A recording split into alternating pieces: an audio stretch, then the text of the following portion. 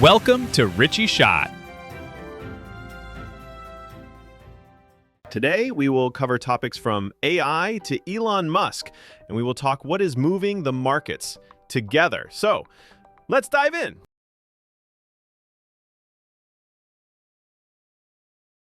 Our first headline comes from the US, where the AI chip race is intersecting with high-stakes politics and global trade.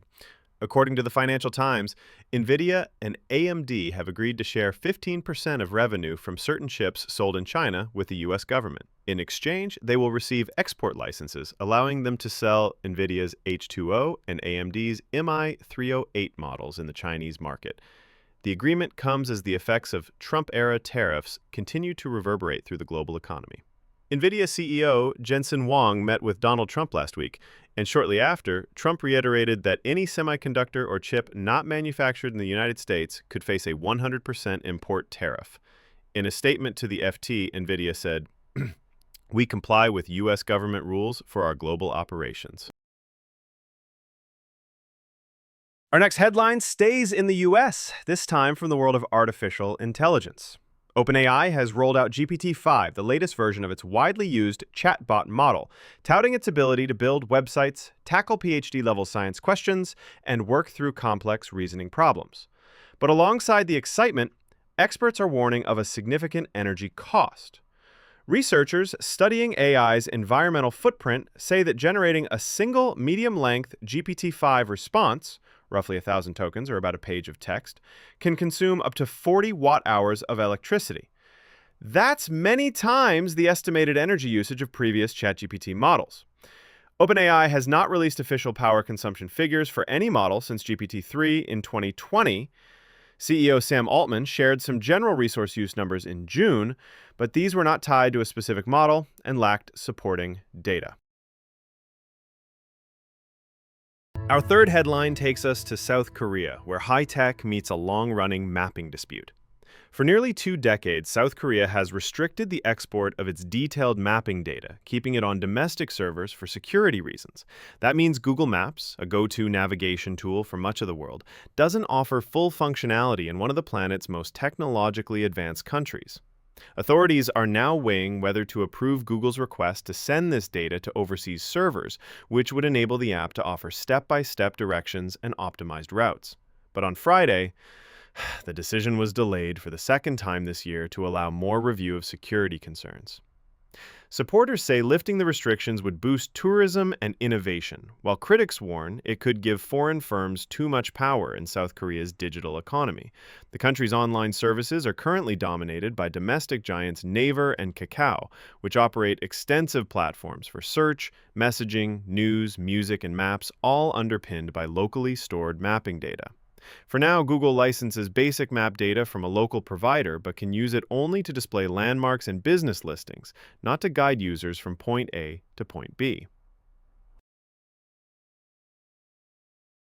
Our next story comes from Germany via The Guardian, where TikTok is facing worker unrest.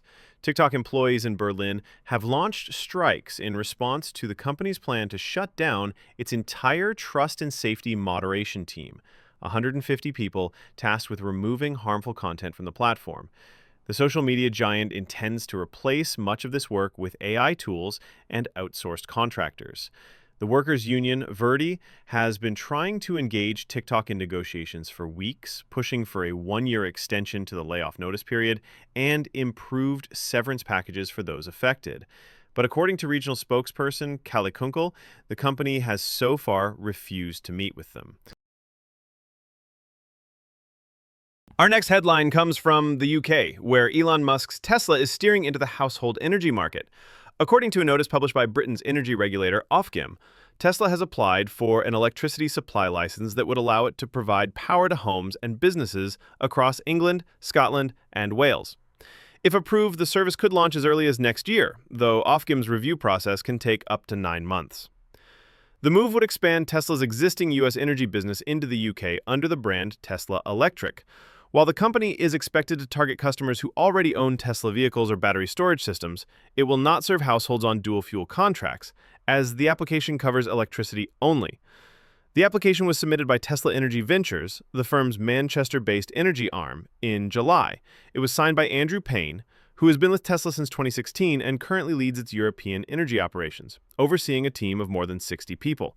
Industry observers say the expansion reflects Musk's broader ambition to integrate Tesla's cars, batteries, and solar products into a complete clean energy ecosystem, but it also positions the company as a direct competitor to established UK utilities at a time when the energy market is undergoing major shifts toward renewables and smarter grid technologies.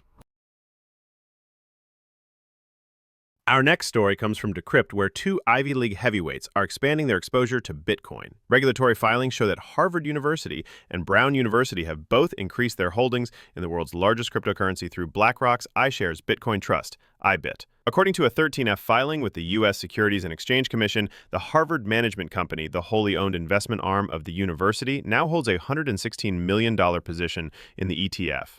Brown University, which first took a position in May, has also boosted its stake, now holding $13 million worth of IBIT shares, a separate filing revealed. Neither institution responded to Decrypt's requests for comment. Crypto ETFs like BlackRock's IBIT allow investors to gain exposure to Bitcoin without having to directly buy and store the digital asset.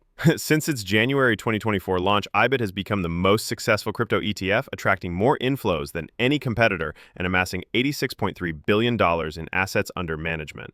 The filings highlight a broader trend. Traditional and highly conservative institutions, once cautious about Bitcoin's volatility and regulatory uncertainty, are increasingly incorporating it into diversified investment portfolios. The move by Harvard and Brown follows similar allocations by other major institutions since the U.S. approved spot Bitcoin ETFs early last year. Our final story comes from Bloomberg, where Emirates is imposing stricter limits on portable power banks in a bid to improve in-flight safety.